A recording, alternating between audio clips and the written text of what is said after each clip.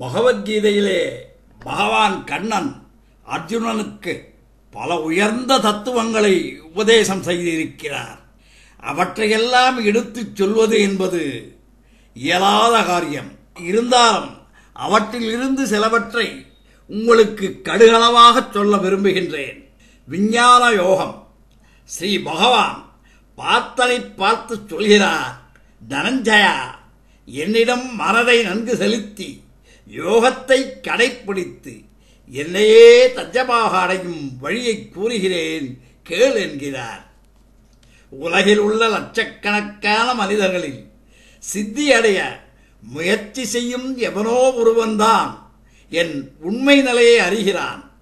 பூமி, நீர், நெருப்பு, காற்று, ஆகாயம், மனம், புத்தி, அகங்காரம் என்று 8 விதமான வழிகளில் என் செய்கைகள் பிரிந்துள்ளது.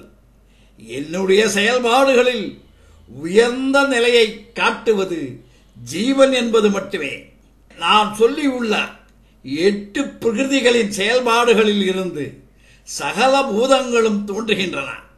இந்த உலகம் தோன்றுவதற்கும் அழிவதற்கும் நானே காரணம். இந்த உலகம் என்னை சுற்றியே சுழன்று கொண்டிருக்கிறது. நூலில் கோர்க்கப்பட்ட மணிகளாக இந்த உலகம் முழுவதும் என்னை பற்றியே சென்று கொண்டிருக்கிறது. நீரும் நானே, ரசமும் நானே, சந்திர சூரிய ஒளியும் நானே, சகல வேதங்களில் உள்ள பிரணமும், உலகில் உள்ள சப்தமும், மனிதர்களின் பராக்கிரமம் எல்லாம் நானே. பூமியில் உள்ள நறுமணமும், தீக்கதிர்களின் அனலும், உயிர் வாழும் சகல ஜீவராசிகளின் உயிரும், பிரம்ம ரிஷிகளின் தவமும் நானே. புத்திசாலிகளில் புத்தியாகவும், வீரர்களின் வீரமாகவும், சகல மனிதர்களின் சாத்வீக, ராஜச, தாமச குணங்களுக்கு காரணமாகவும் நானே இருக்கின்றேன். அவைகள் என்னிடமிருந்தே தோன்றியவை. சத்வ, ரஜஸ், தமோ குணமயமான இந்த தேவ மாயையை யாராலும் கடந்து செல்ல முடியாது. என்னையே சரணம் என்று அடைந்தவர்கள்தான் இந்த மாயையை கடக்க முடியும். காந்திவா, துயரம் அடைந்தவன், கடவுளின் தத்துவத்தை அறிய விரும்புகிறவன், பொருளை விரும்புவான், பகவத் தத்துவ ஞானம் பெற்றவன் ஆகிய 4 வகை மனிதர்களும் என்னை நாடி வழிபட்டு வணங்குகிறார்கள்.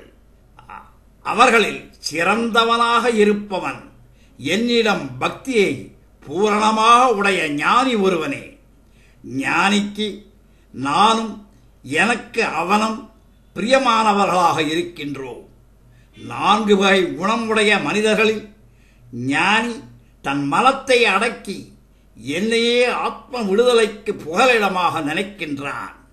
எத்தனை பிறவிகள் எடுத்தாலும் எல்லா உயிர்களிடமும் நானே நிறைந்திருப்பதை ஞானி பூரணமாக உணர்வதால் அவனே மனிதர்களின் தலை சிறந்தவனாக கருதப்படுகிறான். மனிதர்கள் தங்கள் அறிவை இழந்து பணம், மண், பொன்னாசைகளில் தங்கள் வாழ்நாளை கழித்து அழியக்கூடிய பொருட்களில் ஆசை வரி விடித்து அலைகிறார்கள். அவர்கள் என்னுடைய அழிவற்ற ஈடில்லாத பரமாத்ம உருவத்தை அறியக்கூடிய சக்தியை இழந்த அறிவெளிகளாக விளங்குகிறார்கள். உலகமாயையை சிக்கித் தவிக்கும் மனிதன் என்னை அறியாத மூடனாக விளங்குகிறான். சென்றவைகளையும் இருப்பவைகளையும் வரப்போகின்றவைகளையும் நான் அறிவேன். சுகம், துக்கம் போன்ற மோகத்திலிருந்து விடுபட்டு என்னை அடைய முயற்சி செய்பவரே, ஆத்ம தத்துவத்தையும் சகல கர்மங்களையும் அறிந்த அறிவுள்ள மனிதன்.